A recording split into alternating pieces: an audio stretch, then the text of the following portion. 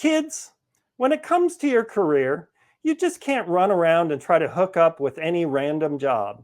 That's like Barney Stinson's love life. Fun at first, but not exactly the foundation for a lifelong relationship. No, if you want the career of your dreams, you've got to figure out what you're looking for. Because here's the thing, when you find the right career, you know it. You can't stop thinking about it. It's your best friend and your soulmate. You can't wait to spend the rest of your life on it. Nothing else even comes close.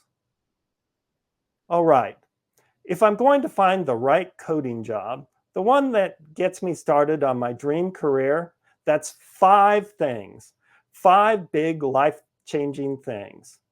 So the first thing I need to do, I need to make a commitment, a real one. No more doom posting, no more quitting, no more I'm going to be an electrician. I need to commit, seriously commit, take a vow to have a coding career. Because that's how it starts, kids, with a decision, a promise to yourself. The moment you stop settling for any job and start chasing a career. Trust me.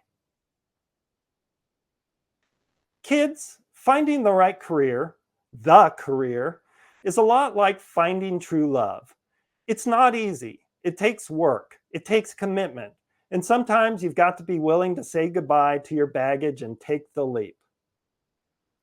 If I want a career to love me, I've got to love it back. You see, Ted knew that he couldn't let desperation or a bunch of bad past experiences sabotage his future. That's like going into every first date and saying, "Hi, I'm Ted, and I've got issues." No more half-hearted attempts. No more, well, I guess this will do. If I'm going to do this, if I'm going to commit to coding, I've got to go all in.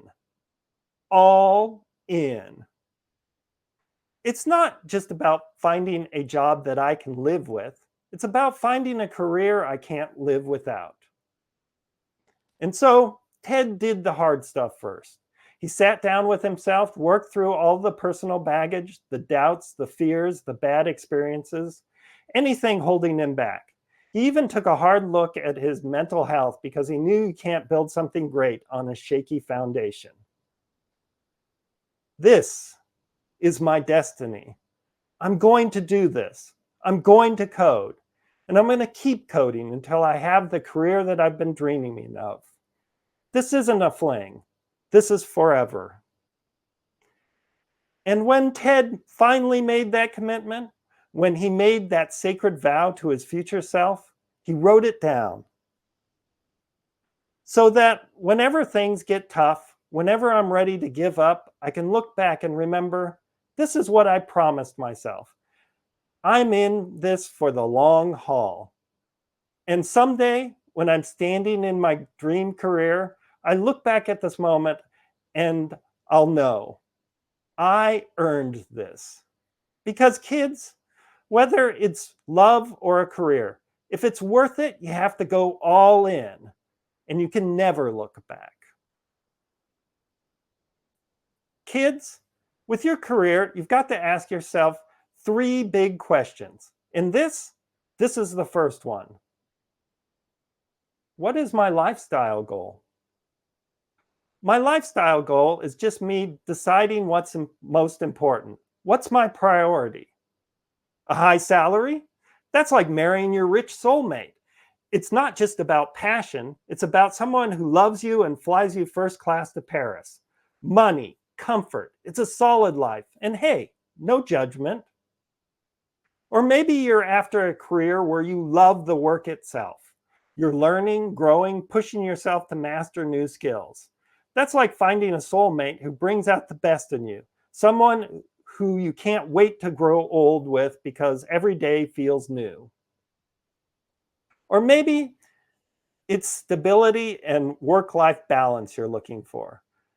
That's an employer who's your rock. Somebody who you can rely on.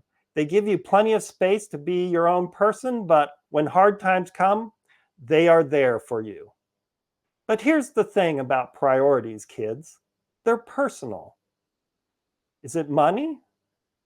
Passion? Stability? What do I really want? So Ted did what Ted always does. He read a lot. He talked to his friends. He listened to himself. Because let's be honest, figuring out your priorities isn't about finding what's perfect for everyone. It's about finding what's perfect for me. Well, this is the second question of the three questions you need to answer to get the career of your dream. What's your targeted role? Here's the deal.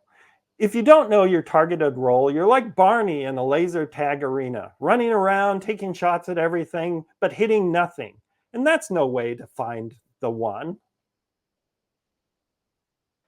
Kids, when it comes to finding your targeted role, your place in the career world, it's a lot like dating. It can help to niche down and know how you want to show up. Your targeted role is just you deciding how you'll fit in. Yeah, Dad, fit in. What? No, Barney, that's gross. Kids, you can present yourself as generally a smart and get things done kind of person who can fit into any role. These are the kinds of people that FANG companies, that would be Facebook, Apple, Amazon, Netflix, and Google, are looking for. But among non-FANG employers, it's common that they are looking for a particular role. At non-FANG employers, you will tend to lose the job to people who are single-mindedly focused and targeting that exact role. It can really pay off to choose a particular role and do a deep dive into it. Build projects with it and design your resume to attract those employers that want people who are exactly like you. Picture this. You're at a club. You walk up to someone gorgeous. They ask, "Who are you?" And you say, "I'm whatever you want me to be." You see the problem? No one's impressed by vague. People want you to plant a flag. Say, "This is who I am. This is what I do." That's how you give them a reason to be attracted to you. Same with employers. Okay, Ted, but how do you choose? I'm glad you asked, Marshall. It's a three-way negotiation, like dating, but less awkward. Step one, opportunities. You need a role where companies are actually hiring. If you're chasing some super niche role and you have to dig through the internet for a single listing, it's like looking for one person at a party who might want to hang out with you. Not great odds. Step two, interests, passions, and ambitions. Look, there might be tons of roles out there, but if you don't like the work, you'll be miserable. That's like someone asking you to go to church every Sunday when you'd rather be at IHOP crushing pancakes. You've got to pick the role that you actually want to do, one that leads to the career that you want. And finally, capabilities. You've got to be able to do the job or at least show that you're on your way to being able to do it. It's like someone looking for a gym partner. That's an opportunity. You want to be that partner. But if you're a total couch potato, they're not going to choose you. And that's the thing, kids. You've got to look at all three. Opportunities, what's out there. Interests, what you actually care about. And capabilities, what you can realistically do. Somewhere in the middle of all of that is your targeted role. The right role isn't just about what's available or what sounds good. It's about finding where you belong. You look at opportunities, the role you want to play, and the role that you can play. And somewhere in the middle, you find the role that feels like you. Because kids, when you know who you are and where you're headed, that's when the magic happens. To planting your flag and finding the one. So this is the third question. And trust me, it's a big one. What is your technical skill focus? Now, kids, let's back up for a second. Remember, this all started with Module 1, Envision Your Future Career and Its Rewards. Sounds fancy, right? But really, it's just about answering 3 questions to get you laser focused on chasing the software engineering career that's perfect for you. Okay, so what does that mean? It's like specializing in a relationship. Let's say that your targeted role is back-end engineer. Cool, great. But your technical skill focus is where you get specific. Are you going all in on Java? Are you swiping right on Node.js? Because here's the thing.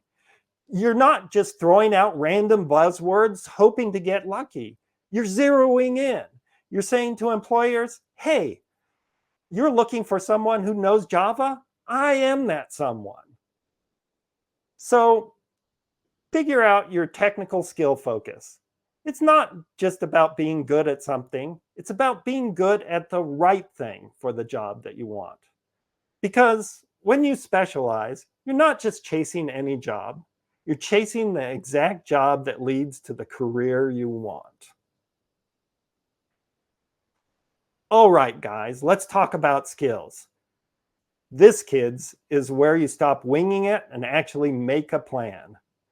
Step 1, choose a skill or a set of related skills. For now, you've got 3 questions. Simple, right? What skills do I have right now? Do these skills fit with my targeted role? And finally, what's the next skill I should acquire? But here's the thing. We're not just throwing random skills at the wall and seeing what sticks. Because trust me, you don't want your career to look like Barney's closet, a mishmash of random, glittery, and wildly unnecessary stuff. You're talking about your career. It's your long-term relationship. You don't want skills chaos. You want a plan, a skills strategy. You want to keep building one skill at a time toward a future where you keep landing better and better jobs. I'm not saying you need to figure this all out right now, but at some point you need to sit down with yourself. Do a skills inventory. Ask yourself, what do I have today? And then here's the key. Make a plan, not for who you are now, but for who you want to become. Because the future you, the one with the dream job, the dream career, they deserve a shot. And you're the only one who can give it to them. And that, kids, is how you stop guessing and start building. Challenge accepted? So what's this? This, kids, is your career mission statement. It's like the big romantic gesture of your career journey. It's where you package up everything you've figured out in the past 4 sessions, your priorities, your goals, your plans, and you commit.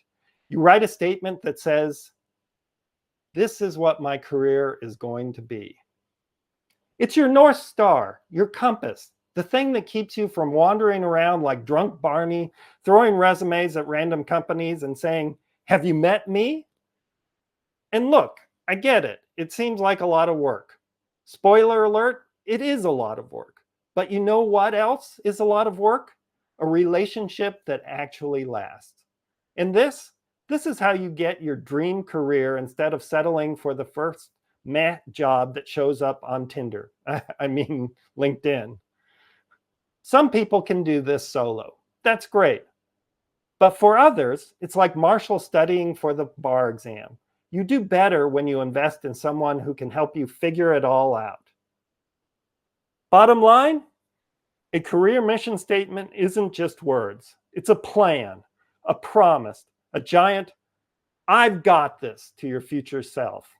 And trust me, when you finally land the one, the job that makes you go, challenge accepted, you'll look back and realize, totally worth it. Because the best things in life, the best careers, don't happen by accident.